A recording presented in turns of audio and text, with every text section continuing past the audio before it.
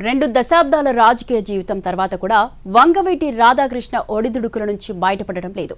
వంగవీటి రంగా దగ్గర శిష్యరికం చేసిన వారిలో ఎందరో మంత్రులు స్థాయి వరకు వెళ్లినప్పటికీ ఏకైక వారసుడిగా ఉన్న రాధా మాత్రం పొలిటికల్ ట్రబుల్స్ ఎదుర్కొంటూనే ఉన్నారు. ఆశించిన స్థాయికి చేరుకోలేదు అనేదే రంగా అభిమానుల ఆవేదన. ప్రస్తుతం కూటమి ప్రభుత్వం ఆయనకు ఎమ్మెల్సీ ఇస్తుందని ఫ్యాన్స్ ఆశించినా ఇప్పటికీ నెరవేరలేదు.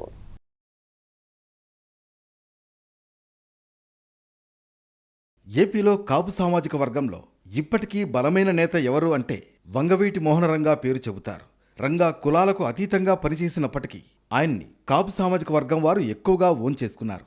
ఒకే ఒకసారి అంటే 1985లో కాంగ్రెస్ పార్టీ తరఫున వంగవీటి మోహనరంగా ఎమ్మెల్యేగా ఎన్నికయ్యారు. గెలిచిన 3 ఏళ్ల తర్వాత ఆయన ఎమ్మెల్యేగా ఉన్న సమయంలోనే దారుణ హత్యకు గురయ్యారు.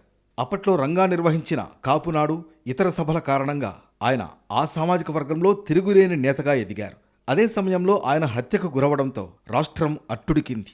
రంగా హత్య తర్వాత ఆయన భార్య రత్నకుమారి అక్కడి నుంచి 2 సార్లు ఎమ్మెల్యేగా గెలిచారు. ఆ తర్వాత 2004లో రంగా వారసుడిగా కుమారుడు రాధాకృష్ణ పొలిటికల్ ఎంట్రీ ఇచ్చారు. 2004 ఎన్నికల్లో కాంగ్రెస్ పార్టీ తరఫున తిరిగి తన ఫ్యామిలీకి కంచుకోటగా ఉన్న విజయవాడ తూర్పు నియోజకవర్గం నుంచి ఎమ్మెల్యేగా గెలిచి రాధా మొదటి ప్రయత్నంలోనే సత్తా చాటారు. దీంతో రంగా వారసత్వం రాధా రూపంలో కొనసాగుతుందని ఆయన అభిమానులు ఆశపడ్డారు. కానీ అనుకున్న రీతిలో రాధా రాజకీయ ప్రయాణం జరగలేదు. మొదటి నుంచి విజయవాడ తూర్పు నియోజకవర్గం వంగవీటి కంచుకోటగా నిలుస్తోంది. ఆ నియోజకవర్గం నుంచి 4 సార్లు వంగవీటి ఫ్యామిలీ విజయం సాధించింది. మొదటి నుంచి కాంగ్రెస్ పార్టీ ముద్ర ఉన్న రంగా కుటుంబం నుంచి వారసుడిగా వచ్చిన రాధా తొలిసారి కాంగ్రెస్ నుంచి పోటీ చేసి గెలవగా, రెండోసారి అంటే 2009లో సొంత నియోజకవర్గం విజయవాడ తూర్పు వదిలి కొత్తగా ఏర్పడిన సెంట్రల్ నియోజకవర్గం నుంచి పీఆర్పీ తరఫున బరిలోకి దిగి తొలిసారి ఓటమి పాలయ్యారు. అదే టైంలో తాను టిక్కెట్లు ఇప్పించిన అభ్యర్థులు విజయవాడ తూర్పు, విజయవాడ పశ్చిమ నుంచి గెలిచారు. దీంతో పార్టీ మార్పు అంశంతో పాటు నియోజకవర్గం మార్పు అనేది రాధా వేసిన తొలి తప్పటడుగుగా పొలిటికల్ విశ్లేషకులు చెబుతారు. ఇదే సమయంలో 2009లో రాధా పార్టీ మారిన తర్వాత కూడా కాంగ్రెస్ రాష్ట్రంలో అధికారంలోకి వచ్చింది. ప్రజారాజ్యం కేవలం 18 సీట్లకు పరిమితం అవడంతో పాటు ఆ తర్వాత తిరిగి కాంగ్రెస్లోనే కలిసింది.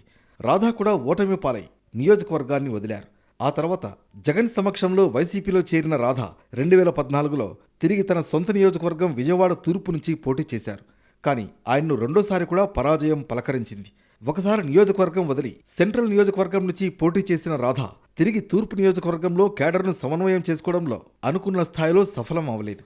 ఈ కారణంగానే తన ఫ్యామిలీకి కంచుకోటగా ఉన్న తూర్పు నియోజకవర్గంలో పోటీ చేసిన ఆయన గెలుపొందలేకపోయారనేది లోకల్ టాక్. రాధా రాజకీయాల్లో ఉన్నప్పటి నుంచి రంగా వారసుడి ముద్రలో ఉండిపోయారు తప్ప తనదైన ముద్ర వేయలేకపోయారు.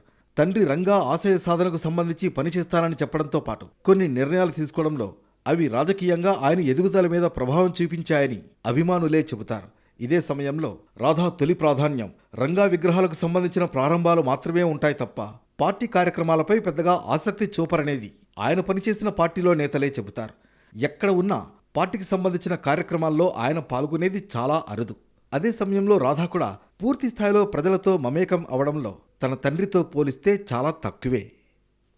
ఈ క్రమంలో రాధా తన తండ్రి విగ్రహాల విషయంలో హై ప్రయారిటీ చూపించడం తప్ప పార్టీ కార్యక్రమాల్లో పెద్దగా ఆసక్తి చూపరు అనేది లోకల్ టాక్. 2 తెలుగు రాష్ట్రాల్లో ఎక్కడ రంగా విగ్రహం ప్రారంభోత్సవం కార్యక్రమం ఉన్నా పిలుపు వస్తే ఆయన ఖచ్చితంగా హాజరవుతారు. అది పార్టీలకు అతీతంగా ఎవరు ఆ కార్యక్రమం నిర్వహించినా వెళతారు. రాధా ఫుల్ టైం పాలిటిక్స్ చేస్తే కూడా ఆయన రాజకీయ ఎదుగుదల మరోలా ఉండేది అంటారు అనుచరులు. రంగా వంటి బలమైన కాపు నాయకుడి కుమారుడిగా రాధా ఓ రేంజ్లో రాజకీయంగా ఎదగాలి. కానీ ఆ స్థాయిలో జరగలేదనేది వాస్తవం. రంగా కుమారుడిగా తనకు ఉన్న గుర్తింపు చాలు అని రాధా ఎప్పుడూ చెబుతారు. కానీ రంగా రాధా అభిమానులు మాత్రం రాజకీయంగా ఆయన్ను ఒక ఉన్నతమైన స్థాయిలో ఉండాలి అని కోరుకుంటారు. 2 సార్లు పరాజయం పలకరించడంతో ఆయన ప్రత్యక్ష ఎన్నికలకు పూర్తిగా దూరమయ్యారు.